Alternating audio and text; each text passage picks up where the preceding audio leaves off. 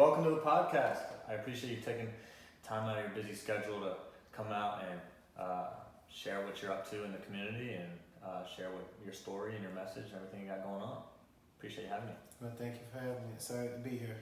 Yeah, so for all the people who don't know who you are, give us a brief background of who you are and what you're up to. I grew up in Mullen, South Carolina, and I played football at the University of South Carolina and been involved in sports like all my life and really love people, really love the community, and that's who I am. You know, I'm a community lover, an entrepreneur that loves to give back to the community. So you played football. Did you play other sports like growing up through? So in high school I ran track, played a little bit of basketball, but I wasn't a very good basketball player. And so track and football were my two main sports, and I started playing football at the age of 8. Age of 8, nice. What position were you all the way through? I started out as a tight end and for the first couple of years, because in Little League, I think everybody was the same size. Yeah. And then I moved to running back, and I played that through the majority of my career. You were running back at USC? I came in as a running back, and then I got switched to defensive back, which, you know, it's literally like getting used to driving on the right side of the road and the next day driving on the left side. So it took me some time to adjust to that. Did you enjoy switching to defense? And it was a learning experience. I enjoyed the process. I really didn't enjoy the position all that much because I was just so used to being on offense, literally for 12 or 15 years. Yeah. You know? So it was a little tough transition. Yeah, That taught me a lot. Yeah, you gotta be the missile, Right. and not be the target. Right. From on that defensive perspective. How was that experience? Kind of. It was switching awesome. sides? You know. And playing at that, because I mean that's a big ball school. Playing at that level was a phenomenal experience. You pretty much walk out on the field, and I remember being this close to, as close as I am to you now, and the quarterback trying to talk to me, you can't even hear. Just looked like his lips moving. But it was a phenomenal experience that shaped who I am today. Yeah. And so during school, how was your experience as a student athlete as well? Because you got your bachelor's in science. Yeah. And then you went on to get your master's. And so how was that juggling the athletic experience as well as the academic experience? Well, it's not as easy as it sounds. I spent a lot of late nights with tutors and study hall and just trying to balance it out. It's very difficult, but it definitely teaches you time management. It was an awesome experience, and you know, I actually enjoy like the learning process, like in school. Yeah, I knew because I wrestled all through college, and I knew that I think I did better because I had the sport to kind of settle me down. Yes. And like keep my head on straight rather than just if I did the college experience without it, I felt like I would have been a knuckleheader. Well, I also think that it leaves you very little room for margin, if that makes sense. Yeah. So the time that you set aside to do your work, you know in the back of your head, if you don't get it done at this time, at this place, right now, it won't get done. Yeah. So it was very good structure for me, Mm-hmm. you know, and I apply those same principles today. And as far as I'm concerned, I never worked that hard yet since my college years. Yeah. Those days were definitely some of my tough days. So what was your degree in? Retail. So I started out as a pharmacy major, Mm-hmm. and the labs conflicted with practice, and had a shoulder surgery my freshman year, and got behind because I had to withdraw like the rest of the semester and come back like in the spring. Mm-hmm. And I changed to retail, where I thought I was gonna sell pharmaceuticals when I got out of school. Mm-hmm. But that didn't happen. That didn't happen. So you ended up staying for your master's, and Right. and so master's in education, I believe. Right. I'm a master's in counseling education, so I thought that I would go be a school counselor. And after I finished that, I enjoyed getting my master's. Then I went on to get my EDS. So I thought I would be a superintendent. Superintendent. School superintendent.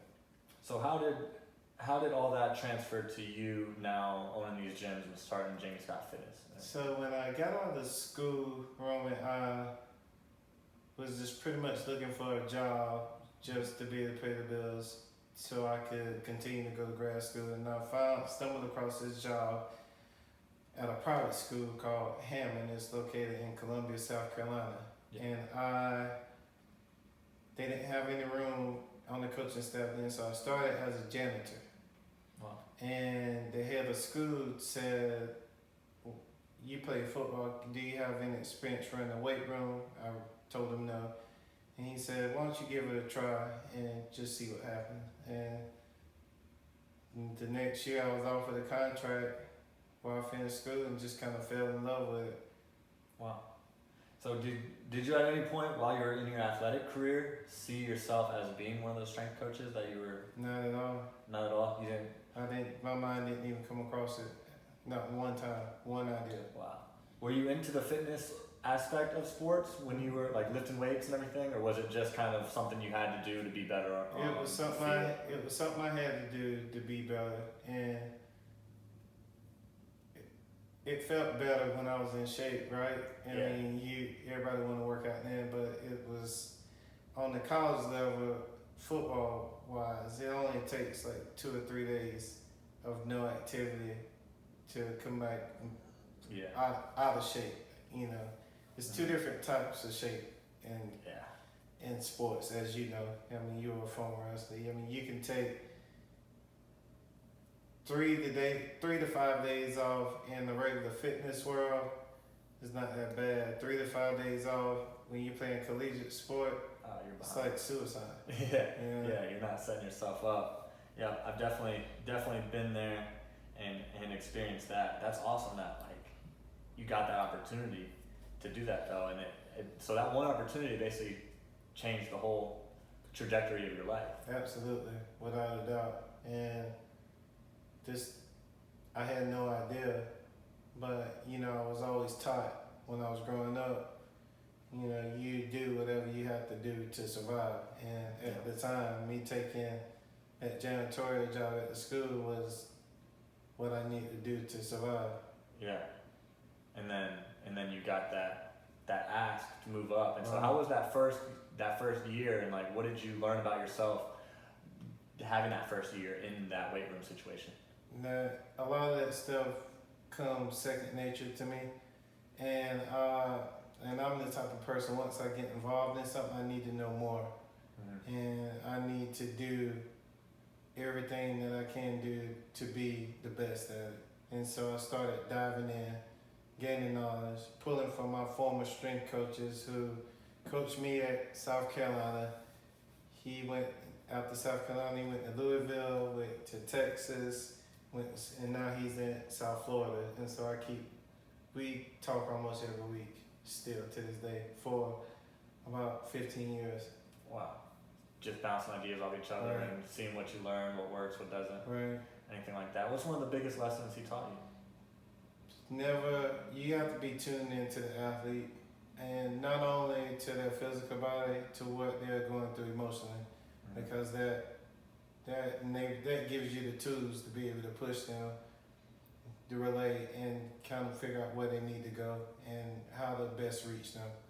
Yeah, I can agree with that. I was a sports and exercise psychology major, and I had some coaches that didn't take that into account and into consideration, that mental aspect, that emotional aspect. It really makes a big deal, and that's what I tie how I deal with our customers, like how do we deal with our admin staff, just being emotionally aware.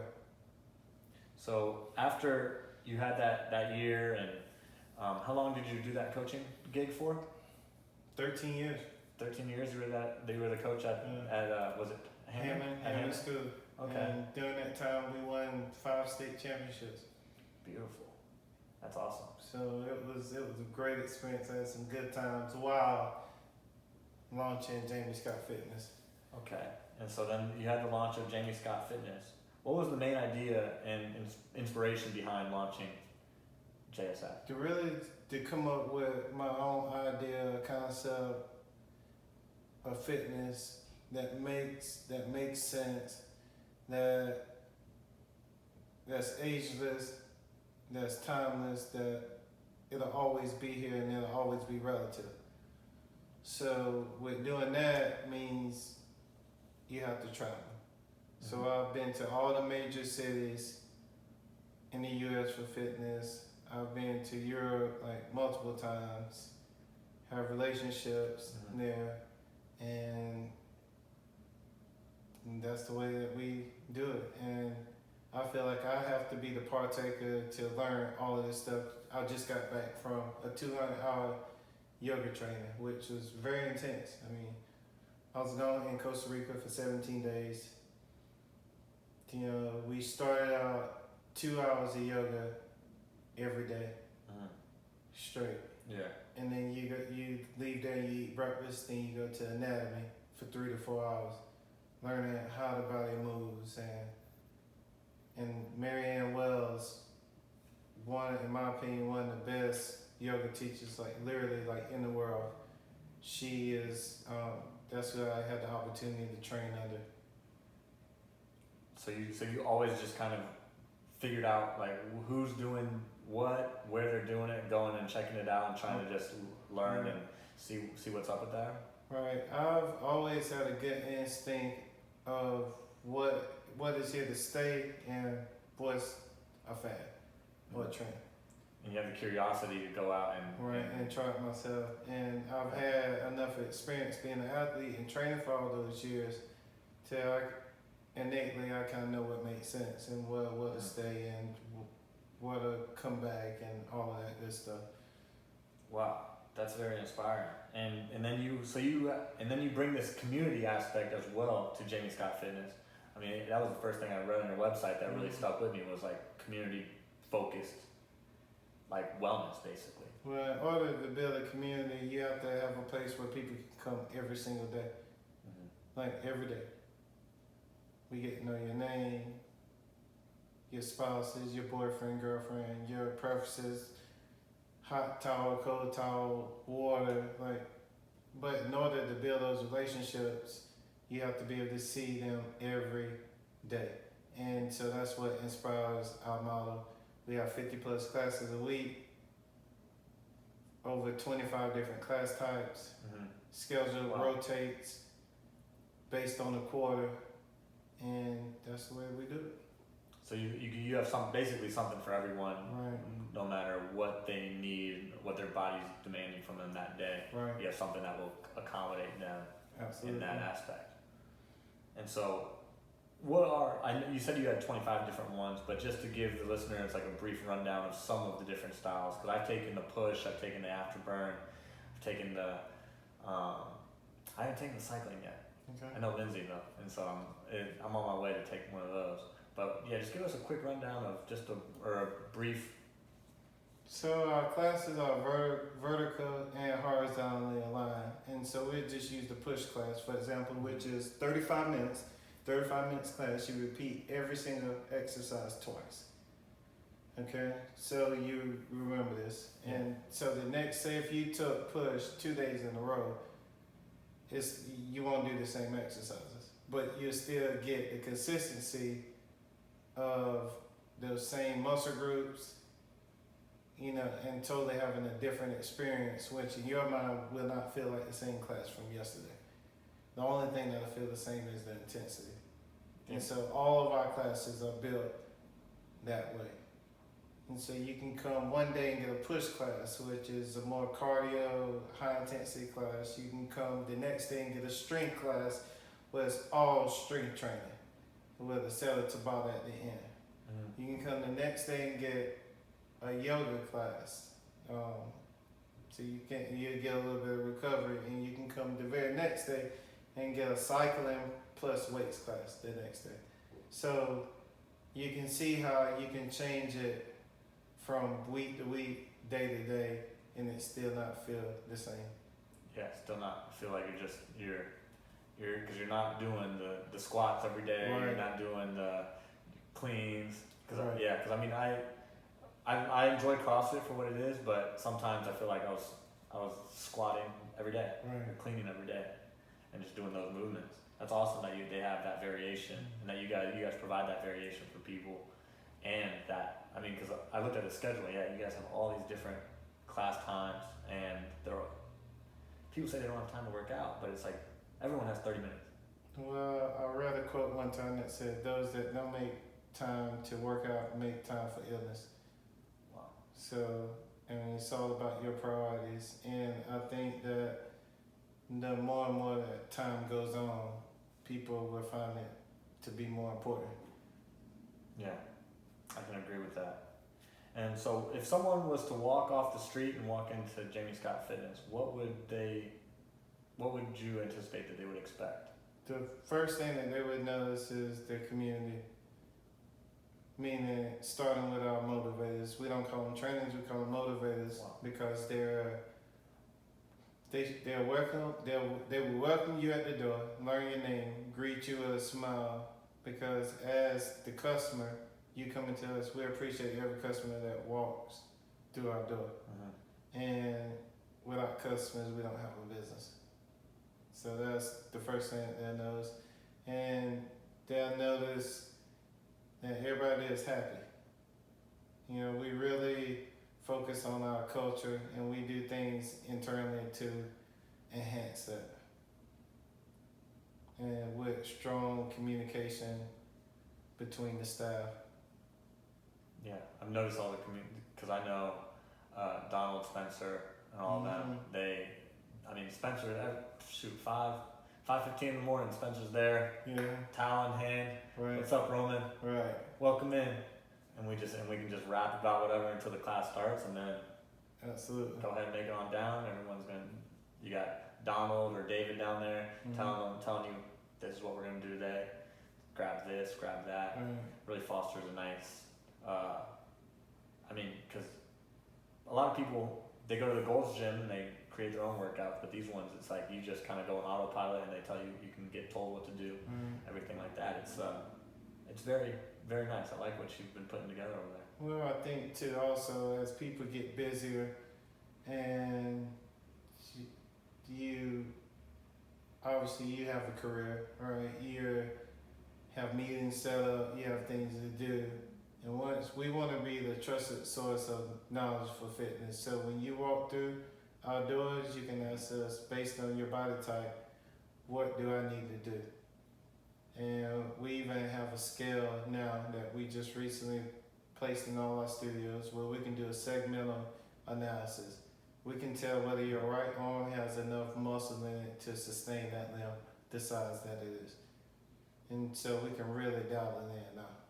Wow. And what machine is that? It's an InBody 270 scale. Oh, one of these ones, Uh-huh. bro. Right. Yeah.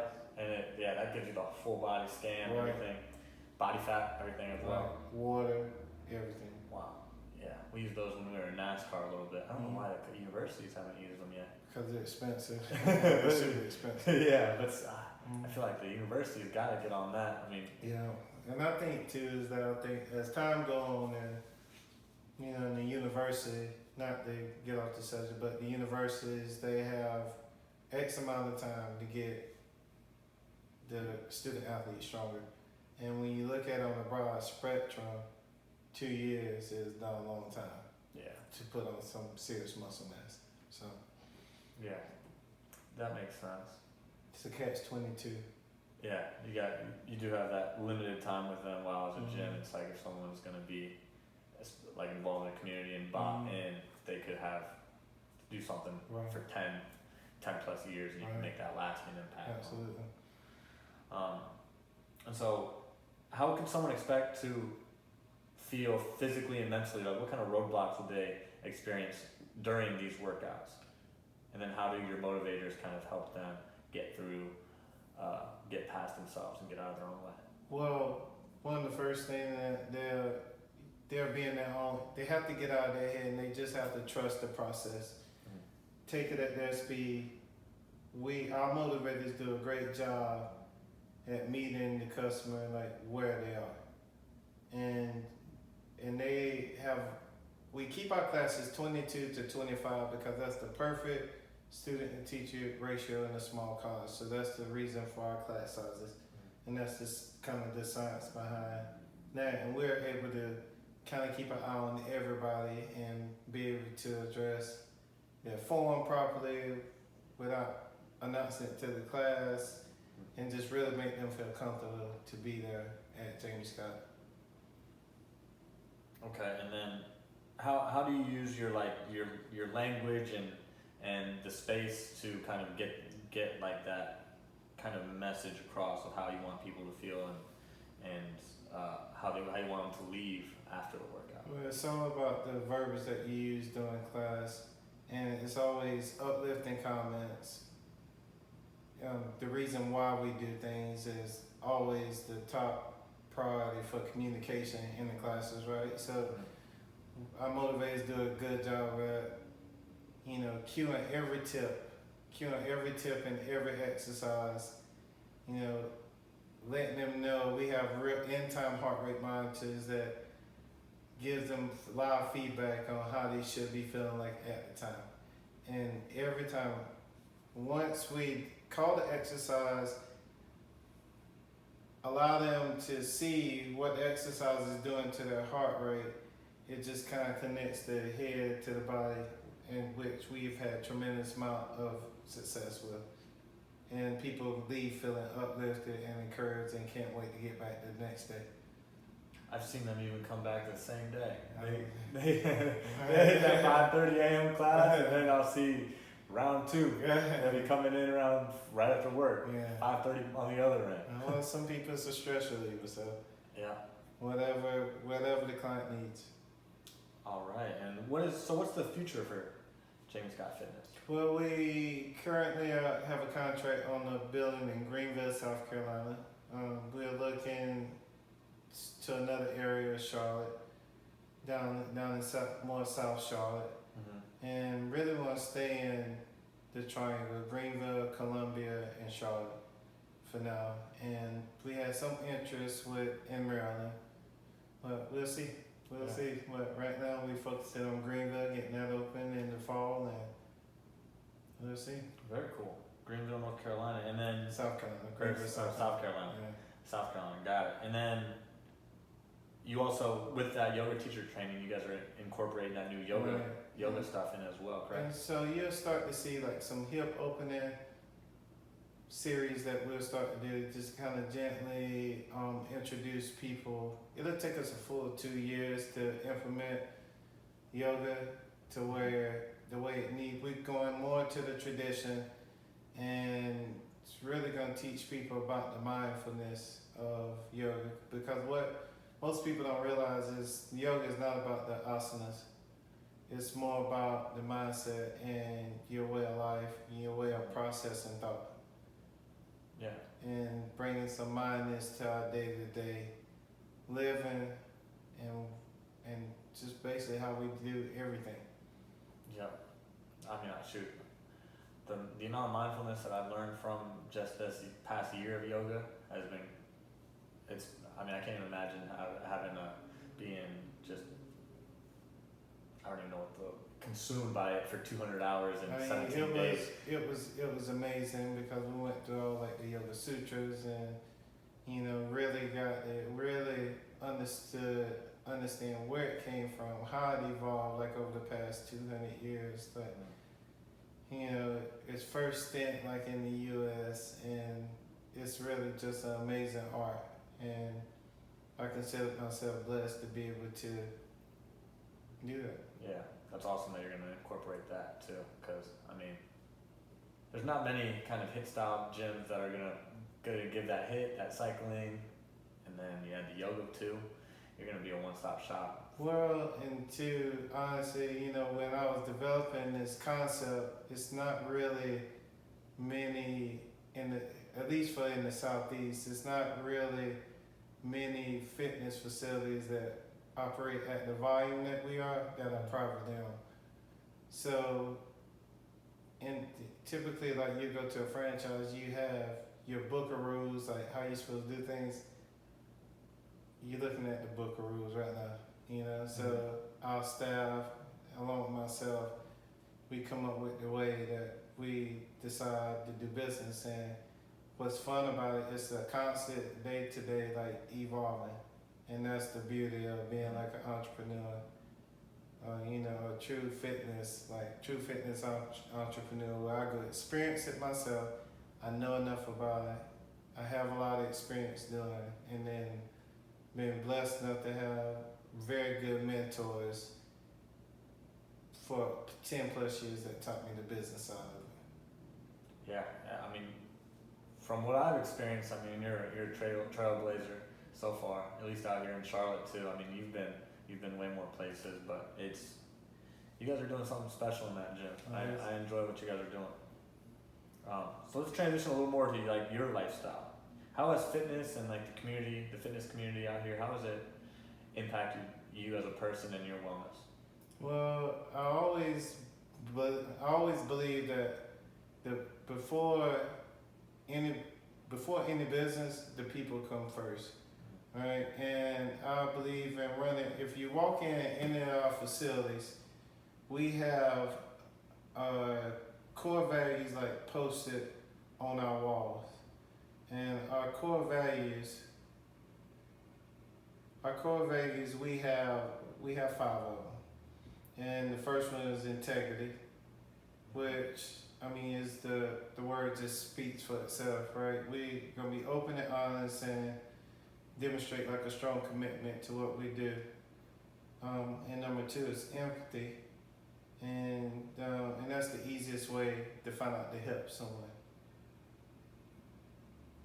And number 3, which is our biggest one, is outstanding value to clients. We play a critical role in helping clients meet their lifelong fitness goals. For commitment to each other, we believe that our culture of borderless gives us a competitive advantage. And 5, which is where a lot of businesses get stuck, is the passion for the extraordinary.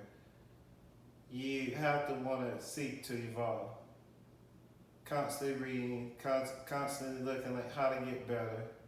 And that's the way everybody should live their life. And so you can easily see how those 5 a client could gravitate to those 5 and live their life like that too. Yeah.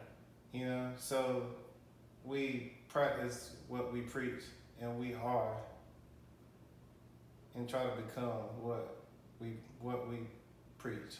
Yeah, I read that like the first day I walked in there. It's posted right before the hallway, right when you're walking in. I sat there and read those. I actually read them out loud too, so I can get a little more out of that. I can kind of like hear whether you wrote those or who wrote those. I can kind of feel what they were feeling when they had the idea to write those. So it's good that you got those plastered for everyone just to see, so they know what they're getting into before they even step into the gym portion. Absolutely. So if you knew Jamie, you would know what? You would know that I'm extremely loyal. I'm so inquisitive about everything. I want to know the why, and I constantly believe in pushing myself out of my comfort zone daily. And what is one habit in your routine that you would recommend to someone else to get more out of their day, their week, their life, anything like that? I think you really need to know who you are, and you need to embrace who you are. Meaning, if you know that you need 7 to 8 hours sleep to function, focus on getting 7 to 8 hours. Or if you're a person that needs 5 to 6 hours, that's okay. Right? Just embracing who you are. And 2, always stay around positive energy. If someone is negative or has a negative conversation that they're trying to pull you into, just get up and walk away.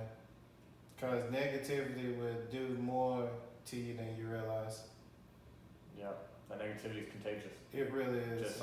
Just like positive energy is too. It really is, and in my early years, I really underestimated that. But negative energy can literally kill you. And what kind of person are you sleep-wise? Since you mentioned sleep, are you an 8-hour? No, I'm more like a 5 to 6 hour guy. 5 to 6. Yeah, 5 to 6 hours. It kind of depends on what I have going on. But what I've been doing recently, especially now after getting back from this yoga retreat, 17 days of bliss in Costa Rica, I'm learning to listen to my body more. So if I have something, if I only get 4 hours of sleep or 5 hours of sleep, and if in the middle of the day I'm tired, then I go take a nap. Yeah. Instead of just trying to power through it. Yeah, I'm a big 15-minute guy. Yeah. Knock out for 15, come back, feel a little refreshed. So people, like, you can get in your head sometimes, you say, man, I shouldn't be tired. Like, don't beat yourself up. If you're tired, do what you need to do to get refreshed. Yeah. And so I asked this question to everyone on the podcast because I feel like I can take a page out of anyone's book and add it to my story, and basically I can learn something from everyone. So if you could take a page out of your book that you would give to the world, what would that page say about you? You only live once, and you have to not be afraid of the unknown. Go ahead. Just don't be afraid of the unknown. Like, I started these businesses pretty much with no money at all. And then I believe that the universe has something for all of us. But the universe don't have anything for negative people. So as long as you're positive, you do the right things, you treat people right, all of it will work out. And there's no such thing as failure. At one point, were you scared of the unknown? Yes. Like, as soon as I got out of college, I was. And I remember when I was working in a shingle yard because I was doing a internship for retail, and they make you work from the bottom of the business all the way to the top. And the manager that I had, he was actually a USC grad. And his name was Robert. I can't remember his last name, but he looked at me, he was like, look, Jamie, you just gotta pick something that you love to do and just stick with it. And I'll never forget, that's the best advice that I've ever received. He's like, you have to pick one thing that you love and stick with it. And it all worked out. Well, pick one thing and stick with it. That's awesome. So in closing, where can people find you working out in the community? I visit Charlotte Yoga a lot. I usually do the high intensity stuff at my studios, and I take classes. I do personal training at my studio, but then I go to Charlotte Yoga when I'm in Charlotte. And if I'm in Columbia, I go to Bikram Yoga. If I'm in Greenville, I go to Soul Yoga. And you can just find me there, or in the mall shopping, anywhere pretty much. Yeah, getting that shopping workout. Right.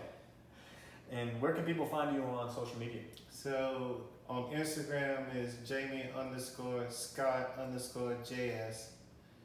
On Twitter it's at Jamie Scott Fit, FIT, and on Facebook Jamie Scott. So. Perfect. And so do you have any last thoughts for the listeners before we close up shop? Tomorrow's not promised to us, so just live in the moment and appreciate every moment. And what really made me realize that is one of the final nights I was in Costa Rica, and I was standing on the beach with my colleagues after we graduated from yoga school. I could look to my left and I could see the sunset, and I could look on my right and I could see the full moon all in the same view. And so that moment is not promised every single day, and so we just need to be thankful for what we have and where we are.